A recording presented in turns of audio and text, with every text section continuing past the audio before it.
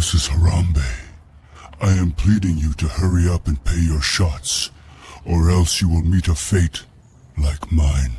What's up, y'all? Episode 8, Week 9 of the Booty League podcast. I am your host, Royce, and we are joined today by a special guest. Our beloved commissioner, James, is back in town for a live podcast. James?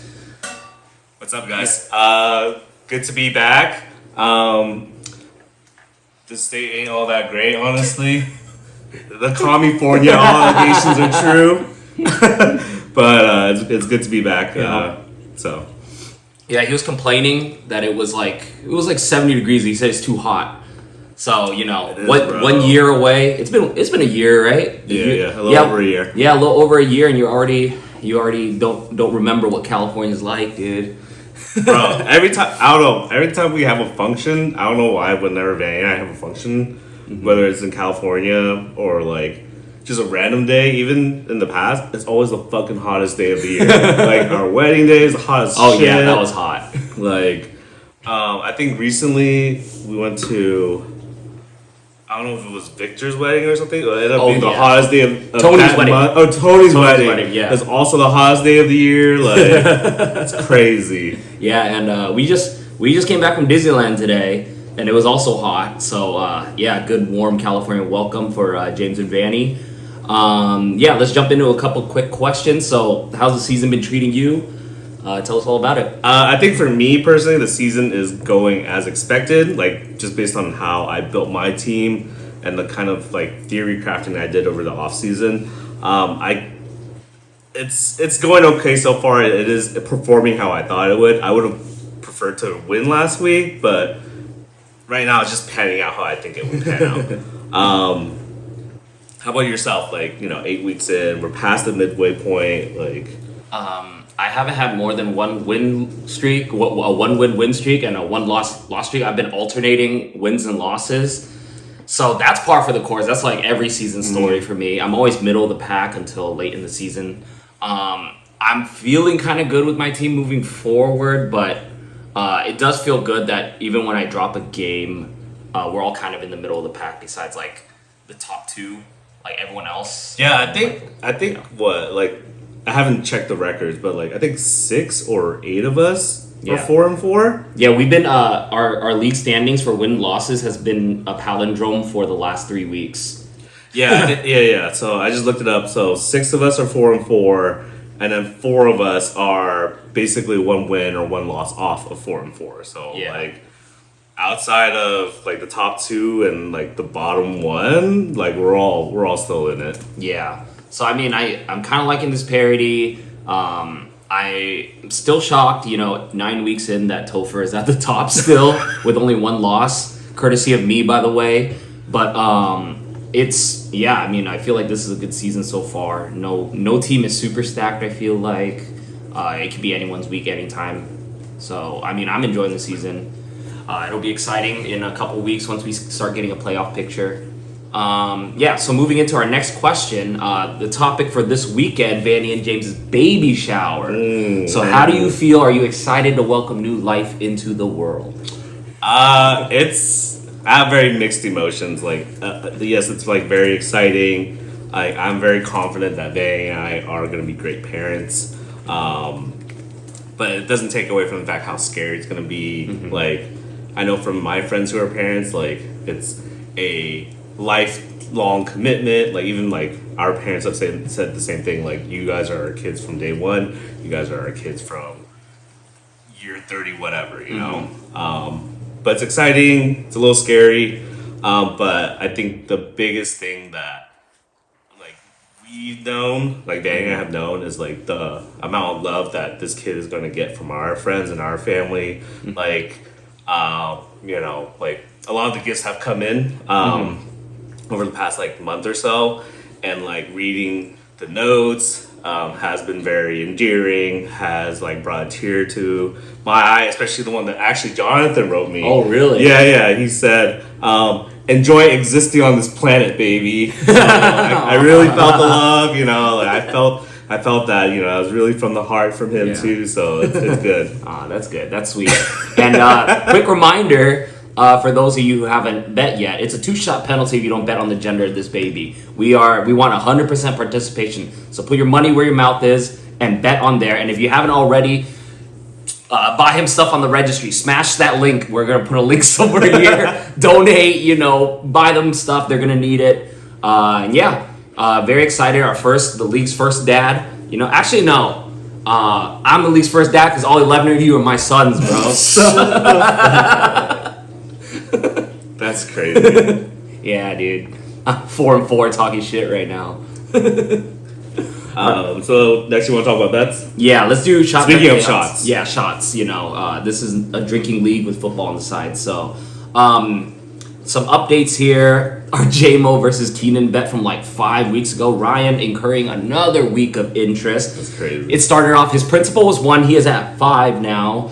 The other one is JSN versus Jonathan's wide receivers. Jonathan incurs another week of interest, so he's at 2 now.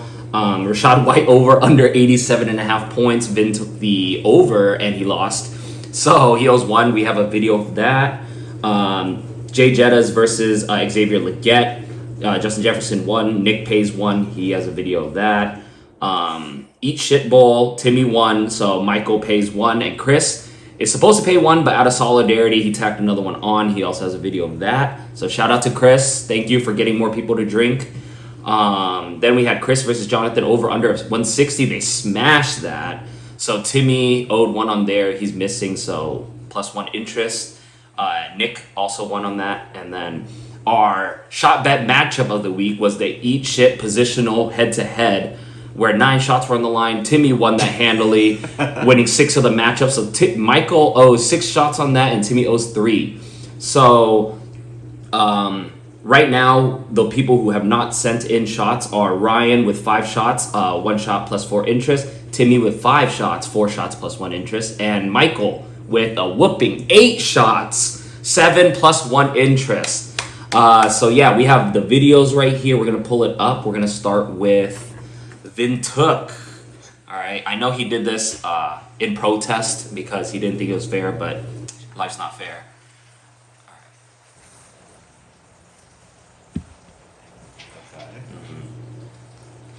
Oh, he bought a whole bottle for this. This is a fresh bottle.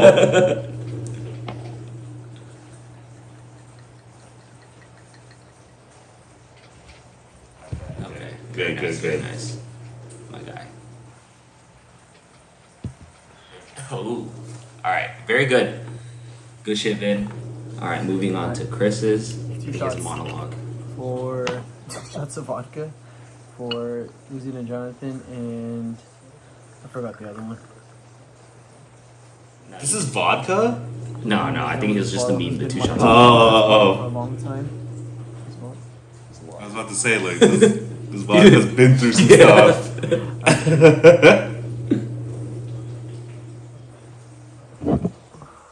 a little regret there as it touches his lips. Here's my second one. Almost done with it. Cheers. That's light. Yeah, that second one. A little light here, Alright, good shit. And then the last one is Nicholas. Let's see here. Alright, Kira. Oh, is Kira taking the shots for him? Kira, yeah? Proxy. Oh, that's a nice bottle. Same fit, maybe. Oh, yeah, dude, he's been wearing this fit for like 4 days. How does it? Dude, Nick's gulps are gnarly. That's not bad. It's not bad. Oh, never How mind. is he? He has 2. Shit. Okay.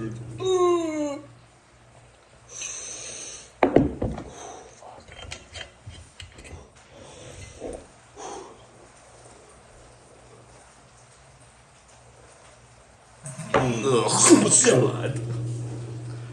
Nice. Not a bad chase. Is that coffee? I don't know. I thought it was a protein shake. Oh, probably. Yeah, last week when he filmed it, he drank a protein shake before taking all those shots. Shit turns into a cement mixer. Yeah.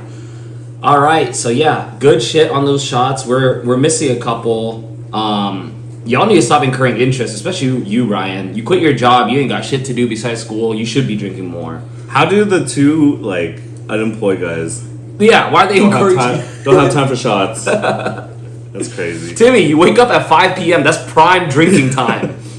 No excuses. All right, James, you want to break down the waiver wire? Okay. So waiver wire, a little bit of action. So I'll go over the ones that are above $10. So we have Ryan who got Josh Downs for $22, up against 3 total bids with Topher being the next one. Roy's got Devin Singletary for 20. Again, 3 total bids. Like Mo tied, but I think this one too. Yeah, me. A breaker. Yeah, breaker. Okay. Felt good. Then we have David who got Sam Darnold for 15. Between him and I didn't really beat him that bad, so I didn't throw anything too serious. Then we have Michael who got Shamari DK, the Dyke, for 15. Up against 3 of us. Jonathan putting down $1, so not too serious as well. Ryan got Samaje Perine for 12, up against nobody. And then Royce got Jordan Love for $10, up against 3 of us, with David being the next. So all in all, like, what are your impressions? Every time there's a waiver wire, I pay special attention to who Michael picks up because he proves me right with this Epstein theory. Rookie, Chamiri DK, rookie, $15 overpay. And then he also got Jalen Noel for 7 against no one. So any rookie, bro, he's licking his lips. Yeah, and I think this was a pretty, like, everyone kind of overpaid in some sense because, injuries, bye week hell, people are desperate. I'm starting Devin Singletary, doesn't feel good, but 20 fab. But yeah, I feel like this is a sign we're deep into the season now. Everyone's trying to replace pieces. I know Michael is in shambles after losing Scatterboo, so he's trying to pivot. Overall, like, not a bad waiver wire week. Okay. Yeah, I think we're kind of at that point in the season where, like, if you're not looking for a bye week, like, filler, you're kind of just clogging up your roster, honestly. Like the boys I see, like, I don't know. I think you're in dire straits because you need to start Devin Singletary, but like Ryan, I don't think he's starting P Ryan. So. He is actually. I saw the line. Oh, he is. He's starting P Ryan. Okay. So again, maybe some of us are in dire straits, but I again, it might be a 1 week bye week fill in. But for the most part, like I think like our league's pretty steadfast on sleepers, especially from the draft, because a lot of us are still keeping our draft day sleepers. So like Scatabo went down, right? I liked who had Tyrone Tracy. I thought it was David again because I remember David had Tyrone Tracy last year. But it turned out to be Nick, and Nick has kept him since the draft. Yeah. So like 8 weeks later, the lottery ticket has cashed in. Yeah. So we're at the point where it's really rare for someone to be available that is of significance. Yeah. And speaking of Nick, he got really rich on running backs over the past couple of weeks. Yeah. If you look at his roster, but they're all week 14 buys. So Yeah. if there's a man who needs to trade, I'm plugging in Nick right now because I tried to trade him, but I don't have anything to give. So he has running backs. They're all week 14. So, yeah.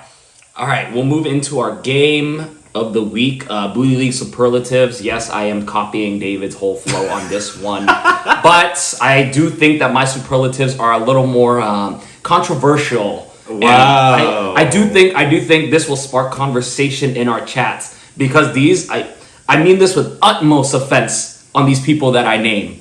So I want you guys to discuss this after watching it, and I'll know who watched it because you guys will be the ones talking in the chat.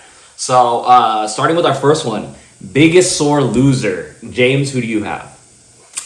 I think this is rage bait, but it kind of gets me whenever Timmy loses that, like, oh, your foos have to put up, like, their career days to beat me, blah, blah, blah. But I think it's kind of rich that Timmy only wins when JT scores 3 touchdowns and drops, like, 200 combined yards or some shit, Like, I weathered that storm. So, personally, I've beaten Timmy up against JT's, like, 3 touchdown days. So, but I think it's pretty funny whenever Timmy throws that one out there. Yeah. Mine is Vin. Vin, I love you, but you don't say GG's when you lose. It's been a thing for like 6 years, right? It's just move on to the next one. But when you win, you are pretty happy in the chat. So I want to see some more sportsmanship out there. Just give the winner their GG's, as painful as it is. Self-deprecation helps a lot. which is why you see me making all those jokes when I lose. So yeah, that's my pick for biggest sore loser in the league. Next one up is the worst winner. I'll start us off. I'm gonna say personally, my co-host Jonathan might be the worst winner. I think in recent memory we forget because he hasn't been winning that much this season. But when that guy wins, especially every time he's won the booty, you never hear the end of it. He's always rage baiting. So honestly, he's the worst one to lose to. On top of that, you get a redacted trade offer in your inbox. It's the worst. It just gets under your skin. So I have him as my worst winner.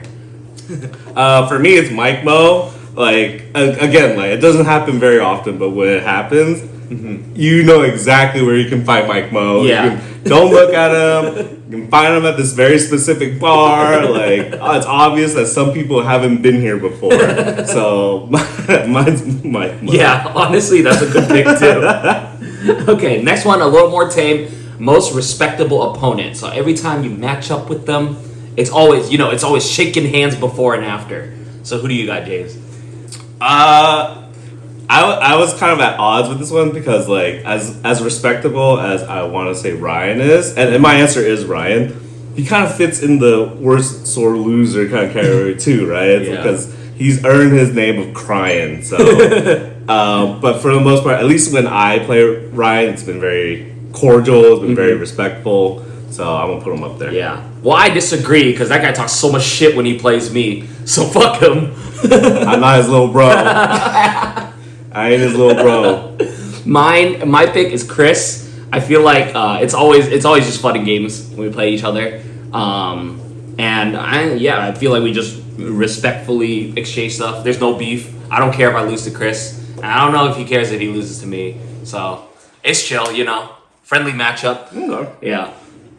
Next one is biggest spender. I've picked Mike Mo for reasons I've stated plenty of times on this podcast. He likes him young and he pays big money for him.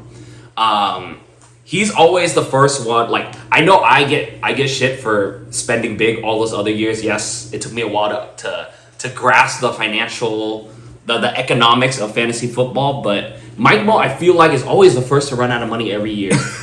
Right? Like, it's like, honestly, actually, I have a shot bet right now. Will Mike Mo run out of fab by under week 12? I pick over. Over? Yeah. I'll take the over. I know that the plane tickets to Epstein Island aren't cheap, but I think he'll have the discipline. Okay, let me get that down. All right, week 12 over under. All right, that's a shot bet for the season right there. Who do you have for biggest spender? I think mine's kind of funny. I think it's Knee. Like, I know Knee doesn't spend very frequently throughout the year, kind of like Mike Mo. Mike Mo's always good for like 2 or 3 transactions per week on the waiver wire. But like Knee, like, he'll, I don't know if he misses, like, forgets that Tuesday is waiver day or whatever, but like there'll be weeks where he just 80 on some wide receiver, like, so I think it's Yi. Like, Yi definitely holds on to his, he doesn't spend as frequently, but when he does, it's just like these big lumps of money. I agree with that. Like, I mean, the Kyle Pitts one is the one that stands out in recent memories, but bought him on a bye week. I was driving with him to camp and it was just quiet and I was like, Yi, did you know Kyle Pitts was on his bye when you spent like 38 on him? He's like, yeah, dude, I wanted to lock him down. I was like, you vastly underestimate the market, bro. Hey, no, you get your guy. Yeah, you get your guy. Next one is biggest redacted target. And Topher, that's my pick right there. It's Topher. You're not as big of a target anymore, right? I gave you your props for your trade this season. That was a good trade on your behalf. But I feel like your brother just has some weird power over you sometimes of like convincing you that this is a fair trade. So yeah, honestly, let this be a warning. If someone offers you the first offer, just deny it. Right, me included. It's for your own good. I don't think Topher is the biggest redacted target. I think Topher's the biggest honey dicker. Like, he honey dick Mike Mo pretty hard with the Josh Allen trade. So I feel like I know like last year's new, like people try to pick on him and stuff, and maybe gotten away with a couple of trades that at face value didn't look as like favorable for him. Mm-hmm. But I think Topher has learned how to honey dick us. Like just take my boys away, you know. So, but for me, I think it's Mike Mo because he does it to himself. Yeah, actually, he's like Mike Mo is just like victim blaming over here. Dude. I need a trade, please. Honestly, yeah, Michael might be like he gets so like impulsive with his trades that like I don't think he realizes until after. So I mean, part of it is FOMO. Yeah. Part of it is FOMO. Part of it, I do appreciate him wanting to shake up the league. Yeah. Because like he's definitely trying. I know he's trying his best. You know, so it's not it's not completely that he's trying to get one over on himself. But like he always seems to unironically be a target. Yeah. All right, and that brings us to our last superlative. Best rage baiter, and best can mean anything, right? The one that gets under your skin the most, the most masterful at rage baiting. So for me, I have Timmy, right? How many people on this earth do you know can rage bait our entire league into sleeping early in Ohio? Right? We're up having fun. We're drinking. The night looked like it was gonna go deep into the night, and Timmy just kept rage baiting us that we all collectively went upstairs and went to sleep and called it a night. So, honestly, masterful rage baiting. I'll give it to Timmy. That's a good one. If you ask Vang this, she would think I'm the best rage baiter.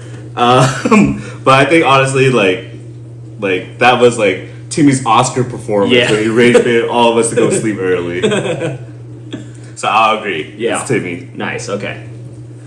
Moving on, we're going to go into our Week 8 recaps of last week. So starting off, Mike Mo versus Timmy, the Eat Shit Bowl. Timmy came out on top. All three of us got that right. Me, Jonathan, and Nick. We had Chris versus Jonathan. Jonathan won, so Jonathan got that right. Ryan versus Yi. Yi wins. Only Nick got that right. Excuse me. And then Vin versus David. Vin won. Me and Nick got that right. Royce versus James. Royce wins. Me and Nick got that right. And then Nick versus Topher. Topher wins. All three of us got that wrong. So for the week, that brings me 3 for 6. Jonathan, a surprising 2 for 6. And Nick, our guest, stays on top, 4 for 6. So that brings our total tally. I'm hovering above 50% at 57.1. Jonathan's at 63.3. And the guest is at 66.7. Let's go. So it's looking pretty good, pretty juicy. Any thoughts on last week's performances? No, actually, it's been kind of busy, like wrapping up my week, like at home, at work, like trying to prepare for this week-long vacation. So I didn't really tune in, but that doesn't mean I wasn't punching the air driving from Orange County to San Jose on Sunday when fucking Bijan was like fumbling the ball and like scoring fucking 4 points or some bullshit. Like, so I would really like to win last week, but.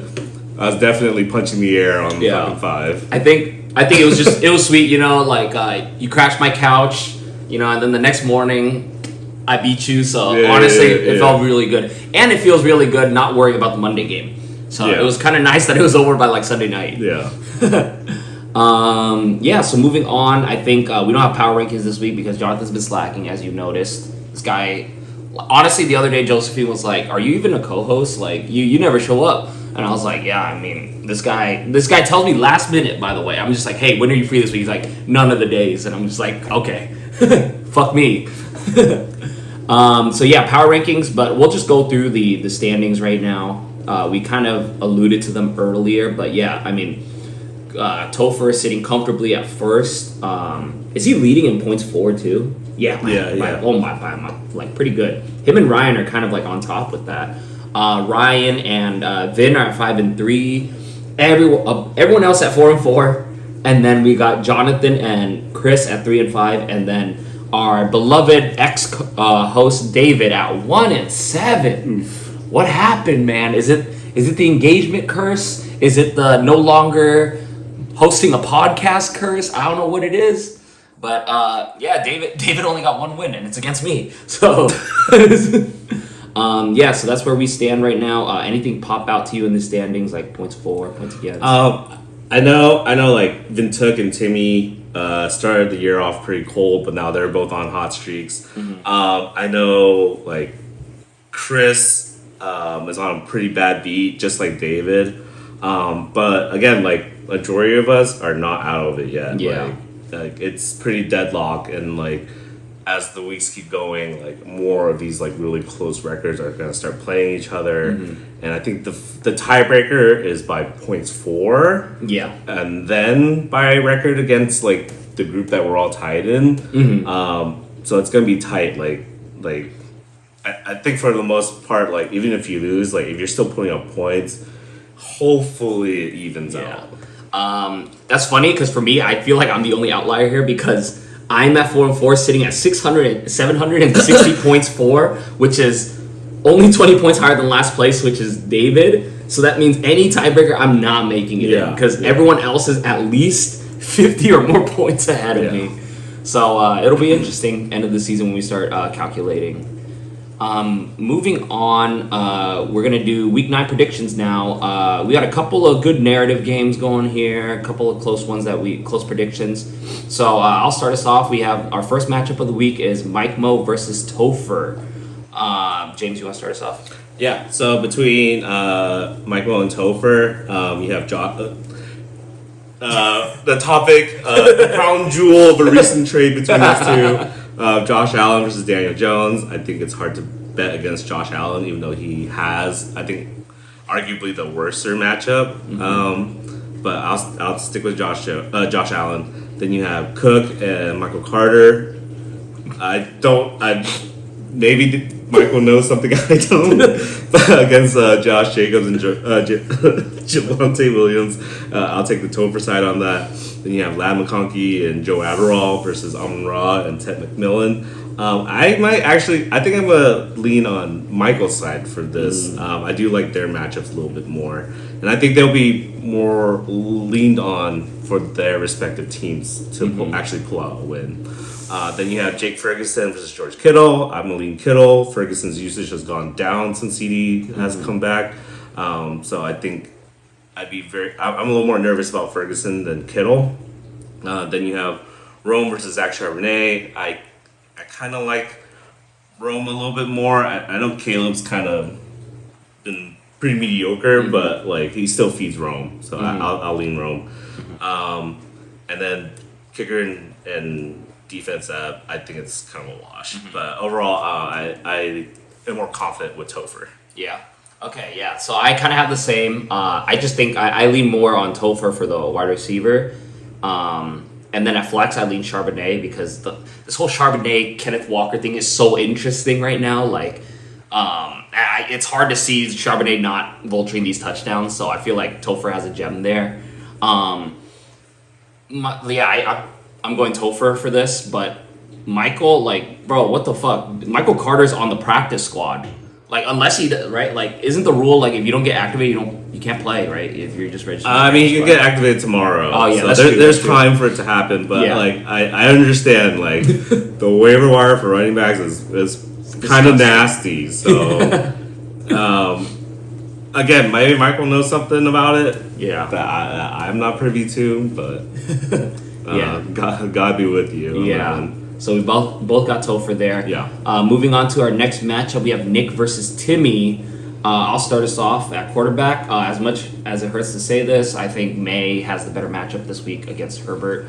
So I'll take May. Running backs, Timmy's winning that every time, but it's gonna be a fight. You know, H-Hen and JT versus CMC and Ramondre. It's gonna be a fight, but I'm leaning more towards Timmy on that one.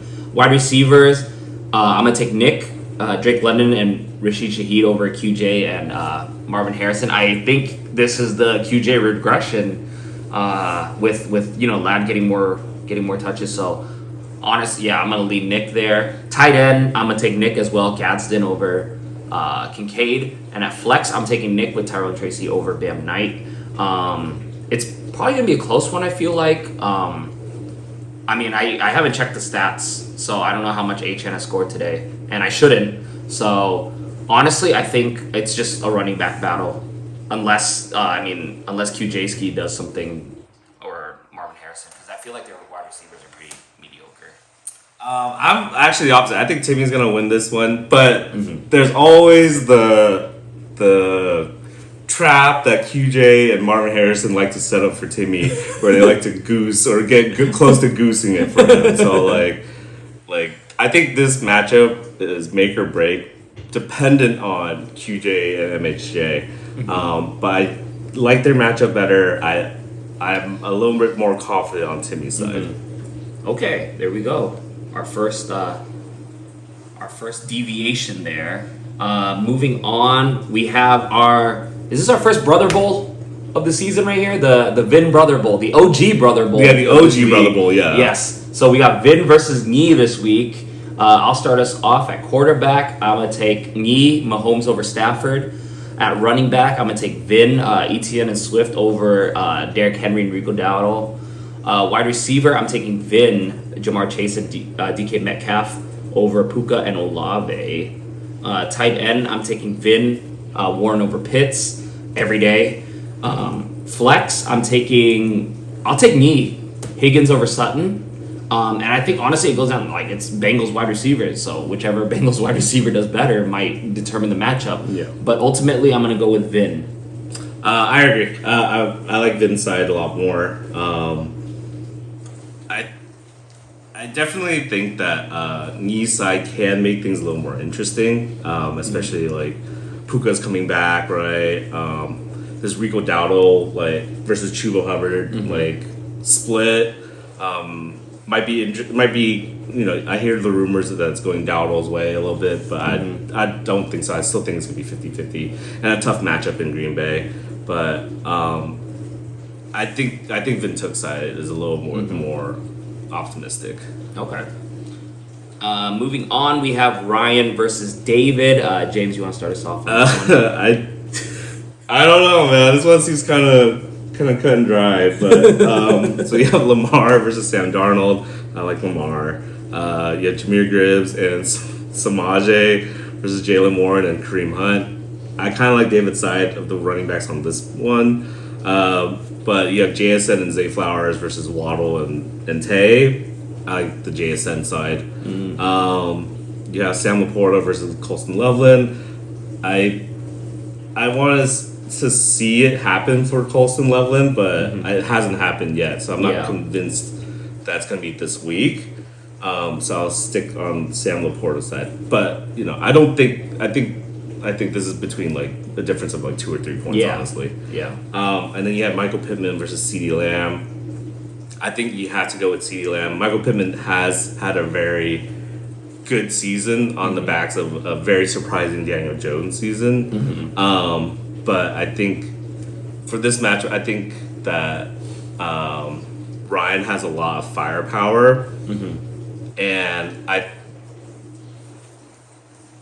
I'm gonna go against the grain. I'm gonna give it to David. Oh, I can't. I want the guests to get a leg up on the pod, so I'm gonna go against the grain. Okay. I mean, that's crazy. Okay, like weird hill to die on there. I think like Ryan with Lamar back, his team is honestly complete. Like Ryan kind of struggled a couple of the other weeks because of injuries and buys combined with that, but it looks like his lineup's at kind of full strength. I mean, that P. Ryan play might hurt him a little bit, but David's also starting Kareem Hunt, so it might be a wash even. RB1 Kareem Hunt. RB1 Kareem Hunt at, how old is he now? He got to be 30-something now. But I don't know. Kareem Hunt, maybe I just have a bone to pick with him. And Andy Reid has his vices, okay? Yeah. Andy Reid can't quit some guys. But yeah, I think they're both fielding kind of semi-lotto tickets at RB2. But I still think Ryan might have the firepower at quarterback to bring him over the top. But that does not go without saying that David's wide receivers are not to be trifled with. We made fun of him at the beginning of the season, and now look at us. So honestly, I think if David's wide receivers can pop off, he might run away with the win there. But I'm still picking Ryan. Okay. Yeah. Next up, we have James, your matchup versus Chris. The only two adults in our league playing each other. So I'll start us off since you already have yourself. Yeah. Quarterback, I'm gonna take Chris Jackson Dart over Caleb Williams. I don't think it. I think it'll be pretty close, but Jackson Dart kind of has a little more. His new hotness. Yeah. His new hotness right now. Yeah. Running backs, James, I'll take you. Bijan and Chase Brown over Dobbins and David Montgomery. The touches are just there. Wide receiver, I'm taking Chris with Justin Jefferson and Nico Collins over Debo and Pickens. I don't know what's going on with Debo right now. He was looking good at the beginning of the season, but I don't know. Like He needs Jaden. He needs Jaden to throw the ball. Yeah. I know.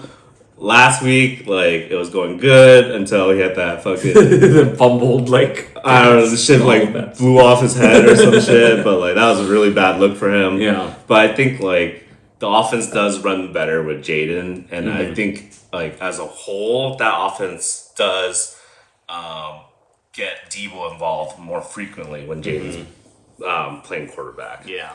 They need to get Terry McLaurin involved. Like, what the fuck? He's injured. He keeps getting injured. I'm so fed up with him. At tight end, I'm going to take James McBride over Andrews.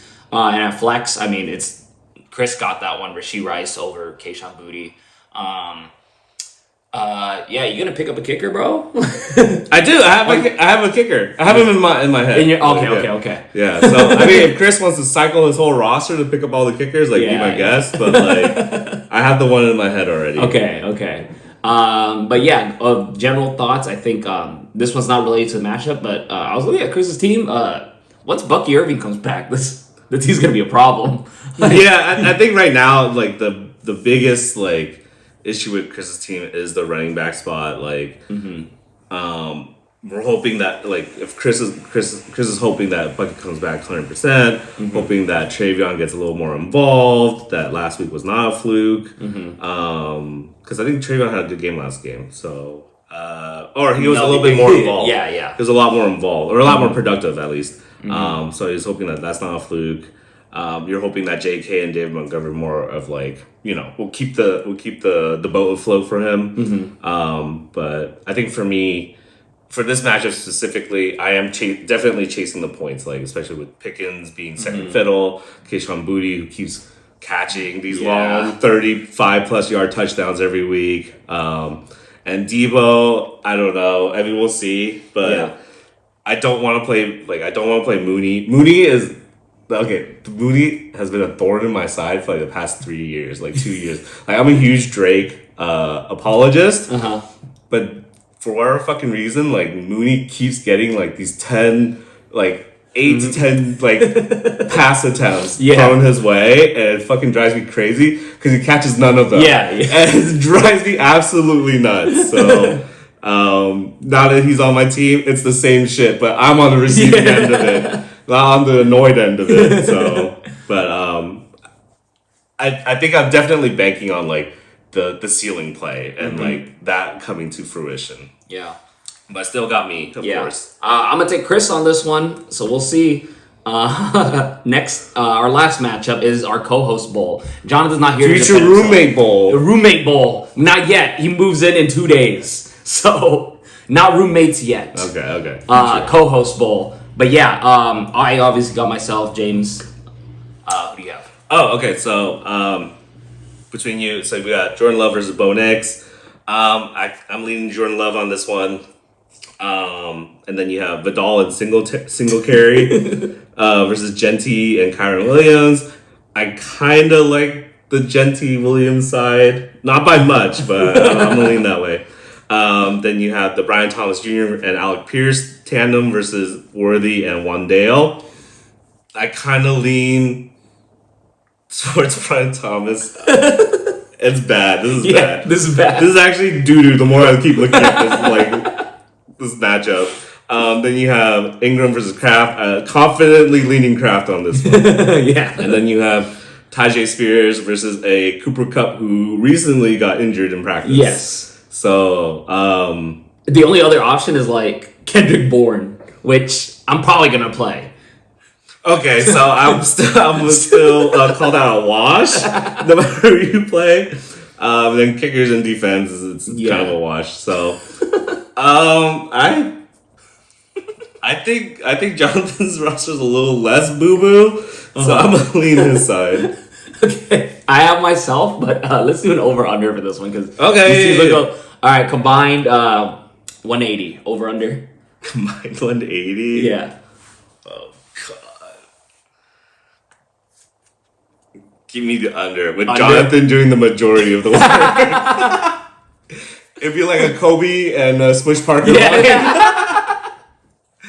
Okay, well, we'll have that. I'll put that in the poll for us to vote on. So we got 2 shot bets, one for the season and one for matchups. Any spicy shot bets you want to throw out there to get us drinking? What's it called? The over under. The shot on a boy or girl for Saturday is a good one. What's another good one? Let's see. I think.